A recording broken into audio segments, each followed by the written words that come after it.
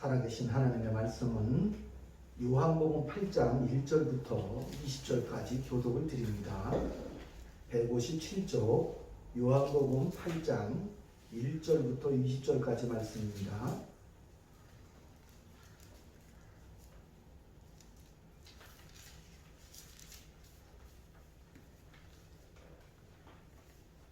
예수는 감난산으로 가시니라. 아침에 자기 성전으로 올라오시니 백성이 다 나오는지라 앉으사 그들을 가르치시더니 서기관들과 바리새인들이 음행 중에 잡힌 여자를 끌고 와서 가운데 세우고 예수께 말하되 선생이여 이 여자가 간호하였다 현장에서 잡혔나이다. 모세는 율법에 이러한 여자를 돌로 치라 명하였거니와 선생은 어떻게 말하겠나이까. 그들이 그렇게 말하는 고발할 조건을 얻고자 하여 예수를 시험하느니라. 예수께서 몸을 붙이사 손가락으로 땅에 쓰시니 그들이 묻기를 맞이 아니하는지라. 이에 일어나 이르시되 너희 중에 죄 없는 자가 먼저 돌로 치라 하시고 다시 몸을 굽혀 손가락으로 땅에 쓰시니 그들이 이 말씀을 듣고 양심의 가책을 느껴 어른으로 시작하여 젊은이까지 하나씩 나가고 오직 예수와 그 가운데 섰는 여자만 남았더라. 예수께서 일어나사 여자 외에 아무도 없는 것을 보시고 이르시되 여자여 너를 고발하던 그들이 여기 있느냐 너를 정죄한 자가 없느냐. 대답하되 주여 없나이다. 예수께서 이르시되 나도 너를 정죄하지 아니하노니 가서 다시는 죄를 범하지 말라 하시니라. 예수께서 또 말씀하여 이르시되 나는 세상의 빛이니 나를 따르는 자는 어둠에 다니지 아니하고 생명의 빛을 얻으리라. 바리새인들이 이르되 내가 너를 위하여 증언하니 내 증언이 참되지 아니하도다. 예수께서 대답하여 이르시되 내가 나를 위하여 증언하여도 내 증언이 참하리니 나는 내가 어디서 오며 어디로 가는 것을 알거니와 너희는 내가 어디서 오며 어디로 가는 것을 알지 못하느니라. 너희는 육체를 따라 판단하나 나는 아무도 판단하지 아니하노라. 만약 내가 판단하여도 내 판단이 참되니 이는 내가 혼자 있는 것이 아니요 나를 보내신 이가 나와 함께 계시느니라. 너희 율법에도 두 사람의 증언이 참되다 기록하였으니 내가 나를 위하여 증언하는 자가 되고 나를 보내신 아버지도 나를 위하여 증언하시느니라. 이에 그들이 묻되 내 아버지가 어디 있느냐. 예수께서 대답하시되 너희는 알지 못하고 내 아버지도 알지 못하는도다. 나를 알았더라면 내 아버지도 알았으리라. 이 말씀은 성전에서 가르치실 때 헌금하나 하셨으나 잡는 사람이 없으니 이는 그 앞에까지 이르지 아니하였음이니라. 아멘. 할렐루야. 아멘. 인사 나눕니다. 주의 사람으로 사랑합니다. 주의 사랑으로 사랑합니다. 성도님 덕분에 살맛이 납니다. 성도님 덕분에 정말 사랑합니다. 천국에서 만날 분 여기서 만나니 영광스럽습니다. 천국에서 만나는 분을 여기서 만나니 영광스럽습니다. 아멘. 오늘 요한복음 8장의 이 말씀은 율법에 근거한 공의와 하나님의 사랑이 대조되어 나타나고 있습니다. 우리가 지금까지 하나님의 말씀을 요약해 보면 요한복음 1장에 빛으로 오신 우리 예수님을 거부하고 또 영접지 않았습니다. 그러나 우리 예수님은 당신의 뜻하신 그 길을 하나하나 헤쳐나가시고 또한 요한에게 세례를 받으셔서 죄인들과 하나가 되셨고 또한 가나의 혼인잔치를 통하여 포도주가 떨어진 그 집에 그래서 잔치가 파해지고 기쁨이 없던 그 자리에 잔치를 잔치답게 완성하시고 참된 안식과 참된 기쁨은 오직 예수님의 보혈의 공로로만 회복된다는 것을 말씀해 주셨고 그 다음에 막바로 성전 척결 사건을 일으키셨죠. 참 성전이신 예수 그리스도로만 구원을 얻는다. 옛 성전 즉 율법을 무너뜨리시고 참 성전인 예수 그리스도로 인해서만 오직 구원이 완성된다 말씀하셨고 또 3장의 니고데모 이야기를 통해서 구원을 얻는 데 있어서 겉으로 보기에는 니고데모 같이 부자고 돈이 많고 율법에 정통한 사람이고 구원에 적합한 그런 조건을 다 갖춘 것 같으나 사람이 거듭나지 않으면 천국에 가지 못한다. 사람이 내놓는 모든 조건과 모든 환경들은 참 행복에 도달하지 못한다를 말씀하셨고, 또 반대로 4장에서 사마리아 여인에게 이 구원은 어떤 자격이나 조건이나 열심이 아니라 오직 하늘에서 내려온 예수 그리스도로 말미암은 은혜로서만 구원을 얻는다. 내가 바로 하늘에서 내려온 생수다라고 말씀을 하셨습니다. 초라한 그 여인, 버림받은 그 여인은 오직 하나님의 은혜, 즉 예수 그리스도로만 구원을 얻는다라고 말씀해 주셨습니다. 또한 5장에서는 38년 된 베데스다 연못가에 방황하고 힘이 없어 연약한 그 병자를 고쳐주시는 장면이죠. 구원은 자기의 불가능함, 자기의 연약함을 인정하고 오직 주님만 바라보는 자에게 주어진다라고 그 병자를 통해서 말씀하셨습니다. 또한 6장에서는 오병이의 기적을 통해서 죄인들의 구원은 하늘의 떡이신 예수 그리스도의 십자가의 죽음으로만 이루어지기 때문에 내 살과 피를 먹고 마셔라 이렇게 말씀하셨습니다. 예수님이 떡이 되어 죽으심으로 세상에 떡이 아니라 하늘에서 내려온 떡으로만 영원한 생명을 얻을 수 있다라고 말씀해 주셨고, 오늘 8장 1절에 보면은 그 배경이 초막절이고, 초막절은 오순절 이후 7일 동안 행해지는 유대 명절이죠. 그 명절에 성전에 올라가셨습니다. 그때 당시 바리새인들은, 유대인들은 모두 다 초막절에 성전에 올라왔습니다. 열심히 하나님이 말씀하신 그 절기들을 지키고 정성스럽게 제단에 물을 뿌리고 제물을 드리고 자기들의 행위 근거 열심을 통해서 율법을 악착같이 지킴으로 말미암아 그 다윗의 영광이 이 현 시대에 재현되리라. 영원한 나라가, 다윗의 나라가 그 영광이 재현되리라는 그런 열심을 품고 그 예수를 메시아로 열망했으나 예수님은 내가 물이다. 진정한 생수이신 예수 그리스도, 오직 그분으로만 참된 행복과 기쁨이 있다. 오직 은혜로만 구원을 얻는다라고 말씀을 하셨습니다. 그런 맥락에서 계속 지금 이 바리새인들과 논쟁이 벌어지는 장면 속에 또한 이 간음한 여인, 현행범으로 잡혀온 그 여인을 통해서 참 진리와 참 생명이 무엇인지, 하나님의 공의와 하나님의 은혜가 어떻게 공의롭게 조화를 이뤄가는지를 말씀을 통해서 표현하고 계시는 겁니다. 예수님을 어떻게 하든지 죽이려고 했습니다. 왜? 그 모든 사건들이 안식일 날에 이루어졌거든요. 그러다 보니까 이 유대인 그 바리새인들이 왜 안식일법을 어기면서 이런 일을 하느냐라고 예수님을 구실을 잡아서 죽이려고 했습니다. 그러다가 마침 간음하다가 현장에서 잡힌 여인, 현행범이죠. 레위기서에 의하면 간음하다가 잡힌 현행범은 현장에서 돌로 쳐 죽이게 돼 있거든요. 율법에. 그래서 그 여인을 데려다가 선생이요, 이거 어떻게 할 겁니까? 예? 어떻게 할 겁니까? 이 여인을 어떻게 할 겁니까? 모세는 돌로 치라고 했습니다. 아마 그들도 예수님께서 현장에서 돌로 쳐서 죽이라고 할 거라고는 생각하지 않은 것 같아요. 근데 만약에 예수님이 그 여인을 그러면 풀어줘라 이렇게 말하면 뭘 어기게 되는 거예요? 율법을 어기게 되는 거잖아요. 안식일법도 지금 어기고 계시죠? 근데 또 이 율법까지도 어긴다면 죽일 구실을 찾는 거죠. 근데 우리 예수님께서 뜻밖의 대답을 하셨죠. 죄 없는 자가 돌로 쳐라. 그러자 젊은이나 나이 든 사람도 다 도망가 버렸습니다.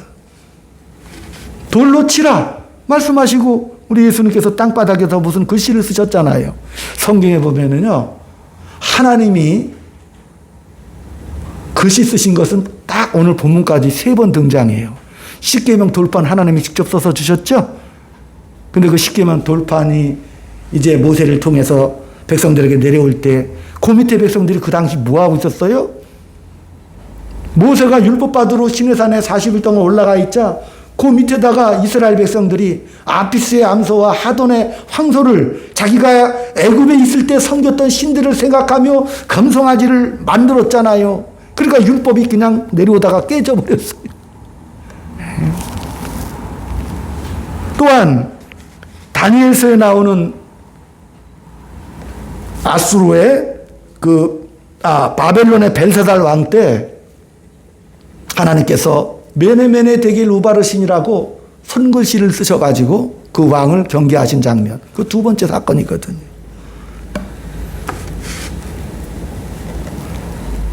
메네메네, 이미 당신의 나라는 하나님이 망하게 하시겠다, 그런 뜻이거든요. 또 데겔 우바르신은, 데겔이 뭐예요? 당신은 지금 하나님의 저울에 달아봤는데 하나님이 부족하다고 하십니다, 그런 뜻이고, 우바르신이 뭐예요? 당신의 나라가 멸망하고 둘로 쪼개진다, 이렇게 말씀을 하셨거든요. 즉 심판을 말씀하시는 것이죠. 율법에 근거한 심판이죠. 그러니까 우리 예수님이 3번째로 땅에 쓰셨다는 것은 아마 그들의 죄를 다 나열하셨겠죠. 그러다 보니까 그들이 다 양심의 가책을 느껴서 다 떠나갔다, 도망갔다, 이렇게 말씀이 등장하고 있습니다. 이 문제는 어떤 어려운 문제를 우리 예수님께서 쉽게 풀었다 정도, 그 정도의 문제가 아니라 굉장히 중요한 선언이 있습니다. 뭐냐? 너희는 하나님이 주신 이 고급한 율법을 가지고도 결국에는 살인밖에는 할 줄 모르는구나라고 말씀하시는 겁니다. 너희들은 그 고급한 율법을 줬는데 공포와 폭력밖에는 쓸 줄을 모르는구나. 요즘 말로 하면 성경책을 주었더니 성경책으로 사람을 막 이렇게 때리는 것 같은. 우리 예수님은 나는 정죄하지 않겠다, 이렇게 말씀하십니다. 그 율법을 무시하고 깨는 게 아니라 그 율법의 의도와 내용을 이해하거나 너희들이 지금 살아내지 못하고 있구나. 나는 그 율법을 더 넘어서 하나 더 나가겠다. 뭐냐? 나는 너를 정죄하지 않겠다, 이렇게 말씀하십니다. 이렇게 답이 나오는 겁니다. 그래서 이 문제, 즉 너희는 왜 나를 죽이려 하느냐? 선한 일을 하는데도 너희는 나를 왜 죽이려 하느냐? 이게 논쟁의 초점입니다. 그들은 어떻게 하든지 죽이려고 합니다, 예수님을. 그러니까 율법의 종착지가 뭐예요? 죄와 사망으로 끝나지요? 죽이는 밖에는 할지 못하지요. 삶의 내용과 본질과 목적도 없이 그냥 그게 전부예요. 공포와 폭력밖에 없는 거죠. 그런데 그 세상 속에 우리 예수님이 들어오신 거예요. 영생을, 영광이 무엇인지, 삶의 의미와 의도가 무엇인지를 명확히 지금 밝혀주고 계시는 것이죠. 그래서 이렇게 대조가 되고 있는 것이 바로 요한복음입니다. 이 문제를 우리가 먼저 이해하려면 구약성경 역대하 35장 이하에 보면 요하스 왕의 이야기가 등장을 합니다. 솔로몬 이후 이스라엘이 남북 왕조로 나뉘지요. 북이스라엘은 722년에 아수르에 의해서 멸망을 하고 580년에 남왕조가 또 멸망을 합니다. 다윗 왕가의 혈통을 이었던 남유다는 히스기야, 다윗 이후 성군이 나오질 않았는데 나라가 멸망할 즈음에 요시야라는 참으로 성군이 등장을 했습니다. 그는 하나님의 뜻을 깨달아 모든 백성들에게 우상을 다 제거하라고 명령을 내리죠. 대규모 종교개혁을 일으킵니다. 또한 하나님의 성전을 정결케 합니다. 또 성벽을 보수하다가 마침 또 옛날 고대의 율법책을 또 발견하게 되었죠. 그래서 모든 백성들을 불러다가 율법대로 살기로 다 소명을 받아요. 종교개혁을 일으켰죠. 하나님의 말씀대로 살자. 하나님의 말씀을 준행하며 살아가자.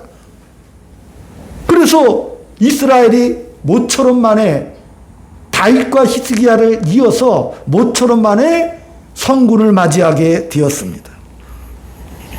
그런데 마지막에 이 요시야가 아주 허무하게 죽어버려요. 애굽왕 바로 느고가 갈그미스 전투, 그 무기또 골짜기 전투라고 그래요. 거기서 요아스가 쓸데없이 전쟁터에 나갔다가 맥없이 죽고 말아요. 이 싸움은 609년에 일어난 싸움이거든요. 그 당시 그 이스라엘의 주변에는 아람이라는 강대국이 있었고, 그다음에 그 옆에는 아수르 제국이 있었고, 또 신흥 강국이었던 바벨론이 또 등장하라고 있었어요. 그리고 그 남쪽에는 애굽이라는 전통적인 강국이 그 이스라엘을 포위하고 있었습니다. 그런데 마침 바벨론이 아수르를 침공을 해요. 그러다 보니까 이 아수르가 세력이 약해져요. 그러니까 애굽의 바로 느고가 군대를 이끌고 남유다를 통과하면서 마지막 아수르를 멸망시키려고 공격을 시도하는데, 요시야가 뜬금없이 군사들을 이끌고 가서 그 애굽왕 바로 느고 앞을 가로막아요.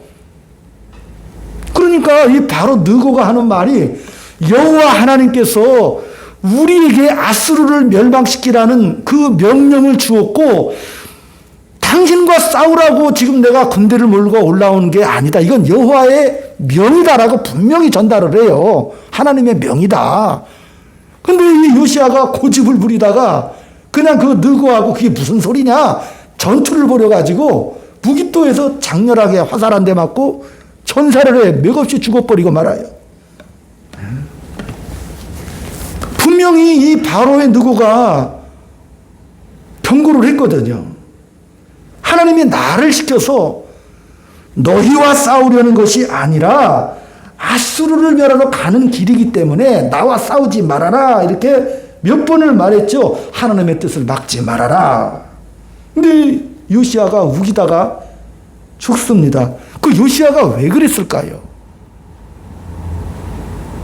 그 요시야에게는요, 이 묘한 마음이 있었어요. 왜? 이 요시야가 30년을 다스렸잖아요. 종교개혁을 통해서 하나님의 뜻에 합당하게 율법을 지키고. 근데 그 마음속에는 뭐가 있었어요? 야, 이제 내가 하나님 앞에 내가 인정을 받았다. 그래서 하나님이 우리와 함께 하실 것이다. 네? 또한 요시야의 마음속에는 다윗의 왕권, 다윗의 그 찬란했던 그 제국시대를 생각했겠지요. 야, 이때 아수르가 지금 아주 그 절대절명의 위기의 순간 우리가 가서 숨통을 끊어버리자 하는 패권의식도 잠자고 있었거든요. 자, 정교교육에 성공한 왕이죠. 그럼에도 불구하고 이 중동의 강대국 속에서 패권을 찾고 싶었다는 사실이죠. 한번 해보고 싶은 마음이 어디서 일어난 거예요?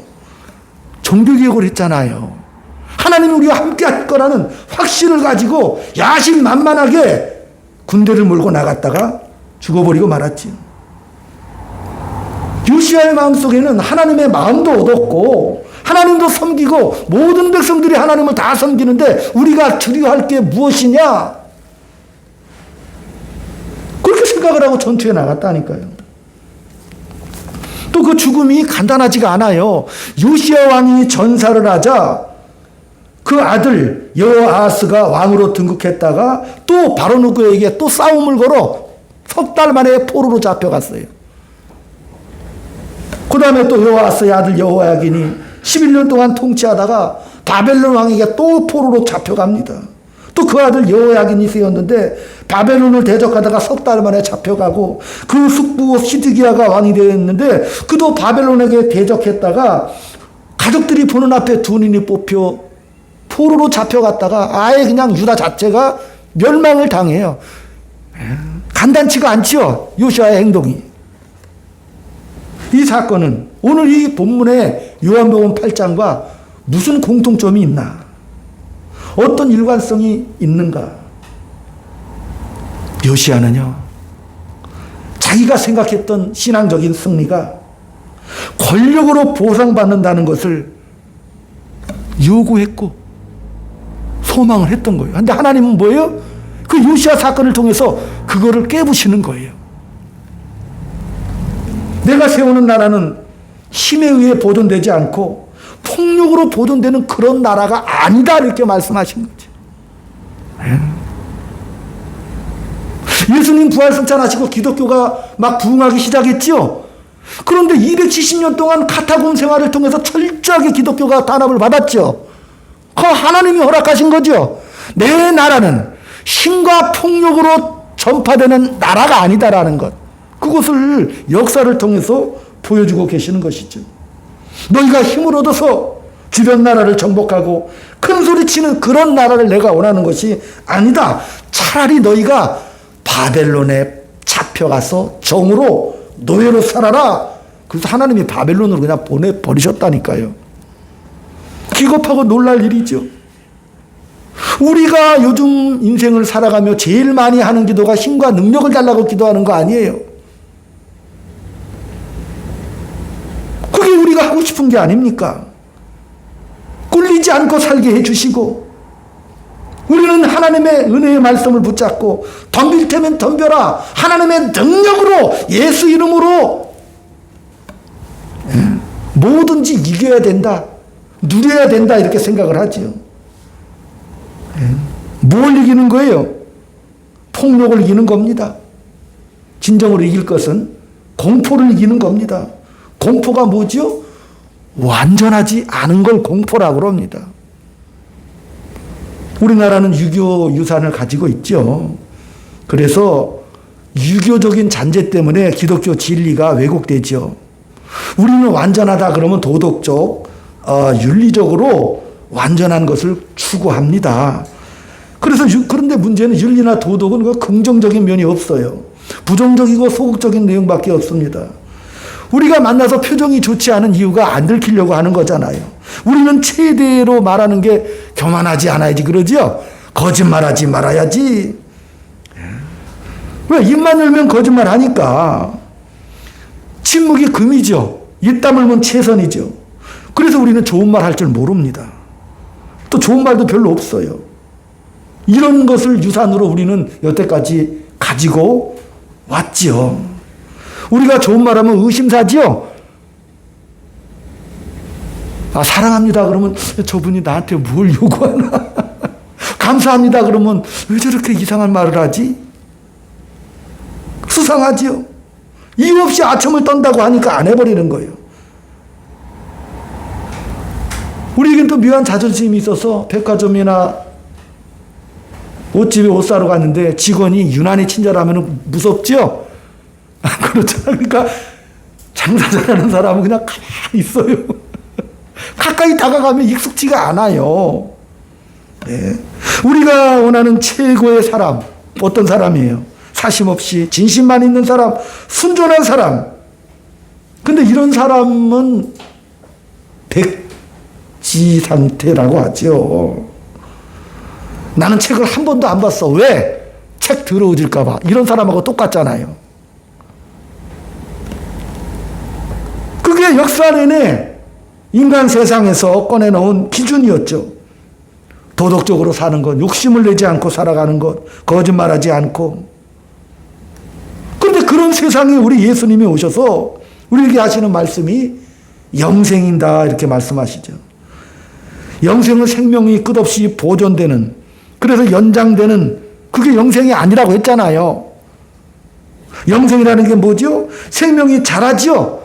풍성한 생명이 열매를 맺어 꽃이 피고 자라나는 겁니다. 그게 영생이에요. 명예, 영광, 사랑, 감사, 기쁨, 이런 단어로밖에는 우리는 설명할 길이 없어요. 그런 길, 그죠? 그런 길을 우리 예수님이 열어주셨다니까요. 그 고급한 길을 우리에게 열어주셨습니다. 너희는 율법을 가지고도 그 율법의 무대에서 더 나갈 줄을 모르는구나. 여러분, 율법을 넘어 은혜로 살아야겠죠? 근데 은혜 위에 또 뭐가 있어요? 명예가 있죠? 그것을 감사와 기쁨으로 우리는 나가야겠죠? 그게 우리의 은혜의 올바른 삶의 모습들입니다. 너희들은 율법을 가지고도 더 나가지도 못했구나. 할 수도 없었구나. 그것이 권력이 되고 폭력이 되고 비극을 만들 수밖에 없었는데 그래서 내가 왔다 이렇게 말씀하셔요. 그래서 내가 너희를 구원하겠다. 할 수 없는 너희들을 할 수 있는 너희들로 만들어 나가겠다. 죽음, 죄와 사망이 전부인 세상에서 영생의 세계를 내가 열어주러 내가 왔다. 이스라엘은 바벨론 포로로 70년을 살지요. 근데 그 바벨론 포로기가 어떤 효과를 주었죠? 이스라엘 백성들이요, 바벨론에 이제 포로로 수만 명이 이렇게 잡혀갔단 말이에요. 근데 이 바벨론이 그 당시 패권 국가예요. 46개 나라를 정복했어요. 그 46개 민족들이 바벨론 수도에 와서 때로는 노예로 종살이하고 모든 민족들이 다 들어와서 지금 종살이들을 해. 근데 각자 섬기는 신들을 다 가져왔죠. 바벨론의 신은 바르둑이에요. 또 어떤 나라는 몰록 신을 섬겨. 그러니까 각 나라의 신들의 전시장이란 말이죠. 그러니까 이 이스라엘 백성들이 각 나라의 신들을 보면서 놀래요. 막 두렵고. 왜? 어떤 신들은 막 사람을 죽여가지고 인신을 바치는 신도 있고 강력한 어떤 잔인한 신들이 많아요. 대부분이. 그런데 곰곰이 생각해 보니까 야, 우리 하나님은 저렇게 무섭지도 않고 공포스럽지도 않고 폭력적이지도 않는구나. 다른 걸 요구하지 않는구나. 우리 선조들의 그 믿음, 그 신앙, 우리가 믿는 하나님은 사랑과 자비가 위로가 넘치시는 그런 하나님이셨구나를 뼈저리게 느낀다니까요. 그 삶 속에서 십계명을 주신 그 하나님은 십계명을 보니까 다른 민족에게는 없잖아요. 다른 신들에게 그게 없어요. 우리 예수님은요, 우리가 믿는 우리 기독교의 하나님 어떤 분? 인간한테 비시는 하나님. 아멘. 말할 수 없는 탄식으로 성령께서 우리를 빌고 계시죠. 우리를 자라나고 우리를, 그러니까 신이 우리한테 비는 게 기독교라니까요. 우리를 사랑하신다 하시잖아요. 말할 수 없는 탄식으로 우리를 붙잡고 계시죠. 누구의 마음으로? 아비의 마음으로. 우리 예수님도 아빠 아버지라고 하라고 처음에 말씀하시잖아요. 첫 기도를 가르쳐 주신 게 그죠? 하늘에 계신 아버지라 이렇게 말해라고. 우리 예수님이 이 땅에 오셔서 나도 너희를 정죄하지 않겠다. 심판하러 오지 않겠다. 나는 너희에게 새 길을 열어주러 왔다. 하나님이 세상을 이처럼 사랑하사 독생자를 주셨으니 누구든지 그를 믿는 자마다 영생을 주리시려고. 아멘. 그런 하나님이시죠. 근데 우리가 그런 하나님을 믿었어요. 근데 이 믿음 자체가 또 하나의 율법이 돼서 또 그걸 가지고 또 정죄하면 하나님의 뜻이 아니겠죠? 그 믿음 가지고 자신을 확인해. 나는 믿었는데 너는 안 믿었다. 나는 거짓말 안 했는데 너는 거짓말했다. 이게 또 하나의 율법이 돼버리고 말았어요. 그렇기 때문에 더 나아가질 못해요. 좋은 말 하시기를 축원합니다. 은혜로운 말 하시기 바랍니다. 우리가 가진 그 영생과 은혜로 얻은 이 구원에 대하여 늠름한 인생을 살으라고 주님께서 말씀을 하십니다. 이 늠름한 이 멋진 인생을 살아갈 때 권력이 필요 없고 남을 겁질 필요가 없습니다. 우리 예수님은 세상 죄를 지고 가는 어린 양이십니다. 만약에 세상 죄를 지고 가는 사자 이렇게 말하면 복잡해지죠. 그런데 우리 예수님은 어린 양이 되셨죠. 여기서 아멘 하셔야 돼요. 네, 세상 죄를 지고 가는 어린 양이시죠. 그러니까 우리가 어린 양이라니까요. 우리가 나가면 사자, 이리, 늑대, 오소리 뭐 별게 다 있죠. 그런 세상을 살면서 우리 기독교인이 갖는 분노가 뭐예요? 야, 우리에겐 말씀이 있다. 말씀의 검을 뽑아서 저들을 무찌르다. 그걸 거두라고 말씀하시는 거예요. 오늘 본문 속에서는. 그러지 말아라. 우리는 그렇게 하지 못하는 거예요. 로마서 5장 2절 사도 바울이 그 말을 하는 거예요. 제가 사망 안에서 왕노릇했다. 또 은혜도 또한 의로 말미암아 왕노릇하여 우리가 예수 그리스도로 말미암아 영생에 이르게 함이라. 사망이 왕노릇, 공포와 폭력이 왕노릇한 것 같이 은혜도 왕노릇하려고 예수 그리스도 안에서 우리에게 영생을 주신 거예요. 왕노릇하라고, 은혜로 왕노릇하라고. 네? 우리가 인생 살면서 하고 싶은 말 어떻게 다 하고 살아요?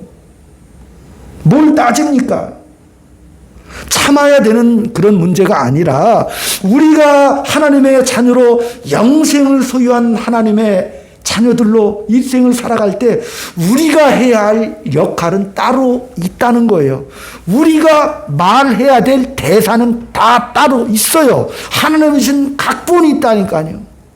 사도행전에서 보면 7장에 스데반 집사님이 복음을 전하다가 그 유대인들에게 돌 맞아 죽습니다. 그때 죽을 때 우리 예수님께서 보좌에서 벌떡 일어나셨어요. 그의 죽음을 크게 보셨어요. 명예스럽게 보셨습니다.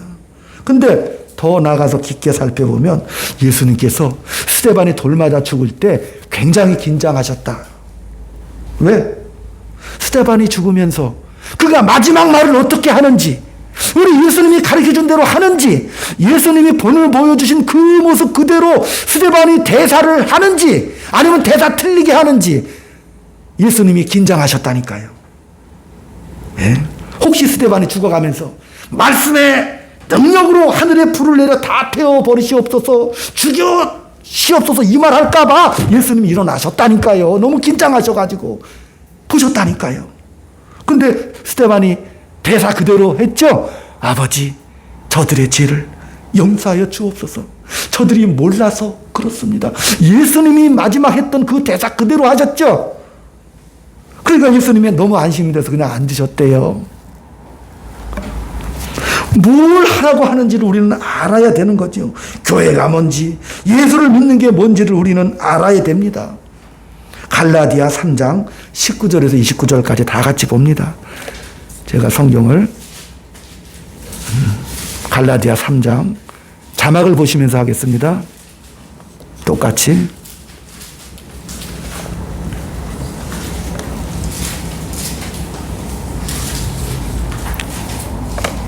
예. 그런즉 율법은 무엇이며 범법함을 인하여 더한 것이라. 천사들로 말미암아 중보의 손을 빌어 베푸신 것인데 약속하신 자손이 오시기까지 있을 것이라. 중보는 한편만 위한 자가 아니라 오직 하나님은 하나이시니라. 그러면 율법이 하나님의 약속들을 거스리느냐? 결코 그럴 수 없느니라. 만일 능히 살게 하는 율법을 주셨다면 의가 반드시 율법으로 말미암았으리라. 그러나 성경이 모든 것을 죄 아래 가두었으니 이는 예수 그리스도를 믿음으로 말미암은 약속을 믿는 자들에게 주려 함이니라. 믿음이 오기 전에 우리가 율법 아래 매인 바 되고 계시들 믿음의 때까지 갇혔느니라. 이같이 율법이 우리를 그리스도에게로 인도하는 몽학 선생이 되어 우리로 하여금 믿음으로 말미암아 의롭다함을 얻게 하려 함이니라. 믿음이 온 후로는 우리가 몽학 선생 아래에 있지 아니하도다. 너희가 다 믿음으로 말미암아 그리스도 예수 안에서 하나님의 아들이 되었으니 누구든지 그리스도와 합하여 세례를 받은 자는 그리스도로 옷 입었느니라. 너희는 유대인이나 헬라인이나 종이나 차주자나 남자나 여자 없이 다 그리스도 예수 안에서 하나이니라. 너희가 그리스도께 속한 자면 곧 아브라함의 자손이요 약속대로 유업을 이을 자니라. 아멘. 율법은 왜 줬느냐? 너희가 율법으로는 너희 스스로가 온전할 수도 없고 만족할 수도 없고 완성될 수도 없다. 너희가 진정한 하나님의 형상이 되려면 이것보다 더 나가야 한다. 이걸 가르치는 게 율법입니다. 오늘 말씀처럼 너희 중에 죄 없는 자가 돌로 치라. 아무도 돌을 들 수가 없었습니다. 율법이 하는 일은 뭐냐? 이건 아니다.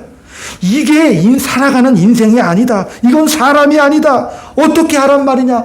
어디를 가란 말이냐, 누굴 찾아야 한단 말이냐를 가르쳐주는 것. 초등학교 선생님이 그거 가르쳐주죠? 그렇잖아요.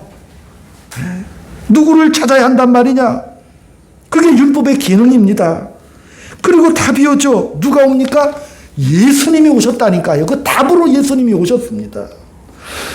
율법을 우리가 지킬 수 없듯이 믿음은 하나님이 우리가 해야 되는 조건이 아닌 하나님의 방법대로 우리를 부르시는 하나님의 방법입니다. 하나님이 하시는 겁니다.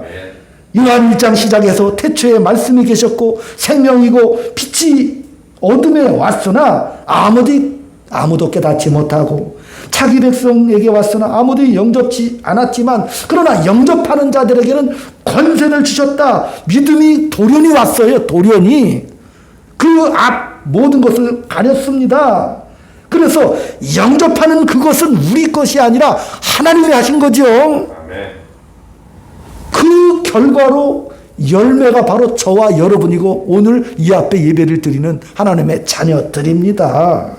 우리는 하나님 나라의 기업을 유업으로 받은 자고 그 영접하는 자에게 주신 그 엑소시아 권세를 받은 자입니다. 권세. 이 권세 엑소시아라는 단어가 뭐예요? 본질, 속에서부터 나오는 것. 성령이 우리 안에 역사하시죠? 그 성령으로 나오는 것, 그 본질에서 나오는 그 힘, 그 힘으로 상대방이 변화되는 거예요. 공동체 안에서 조화를 누리며 살게 되는 그 힘, 그 힘이 엑소시아 권세라는 뜻이거든요. 이 권세는 폭력이나 창이나 무력이나 부가 아니죠. 이 권세를 누리고 싶은 자들이 흉내를 내기 때문에 역사상으로 총칼과 무력의 권세를 가지고 인류를 괴롭혀왔죠. 자기 안에 없으니까 흉내를 내는 것이죠. 진짜 권세는 뭐죠? 예수님이 주신 권세가 뭐예요? 우리에게는 하늘의 철창 권세를 또 주셨다고 그랬어요. 계시록에 보면 2장에 보면 철창 권세를 주셨다. 이 철창 권세가 뭐죠? 따라합시다. 사랑하고 섬기고 용서하고 인내하라.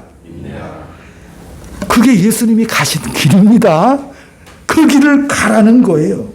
그 길을. 왜 남들이 안 변하죠?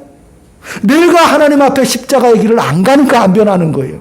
그래 예수를 우리가 온전히 믿을 때 예수님이 지신 십자가, 그게 자기 부인이라니까요. 그것을 지고 하나님의 미랄로 썩어라. 그래서 순종하라. 역사는, 기독교의 역사는 뭐예요? 그 순종하는 자들의 피를 타고 흐르는 역사입니다. 이 하나님의 기업을 받은 여러분들 한 주간 동안 그 여러분의 정체성과 또 운명, 신분, 그 소망으로 승리하시기를 주의 이름으로 축원드립니다. 기도하겠습니다. 아버지 하나님, 복음을 율법으로 오해하여 끌고 가지 않게 하시고 이 땅에서 하나님 주신 은혜로 명예롭게 영광되게 살게 인도하여 주시옵소서. 주께서 그 모든 일의 오해와 수치 속에 영광을 드러내신 것 같이 매일매일 주어지는 현실 속에 진리와 생명과 영광이 되는 그 책임을 다하는, 그래서 기쁨과 기적의 놀라운 은혜의 통로들이 다 될 수 있도록 주님 붙잡아 주시옵소서. 아멘. 예수님의 이름으로 감사하며 기도 올리옵나이다. 아멘. 180장 마지막 절은 일어나서 드립니다.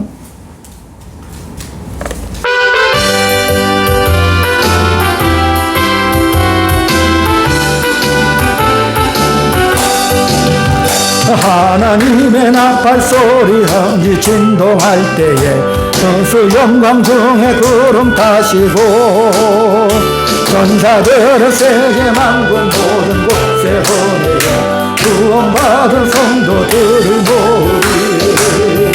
나팔 불 때 나의 이름, 나팔 불 때 나의 이름, 나팔 불 나의 이름 부를 때 잔치 참여하겠네.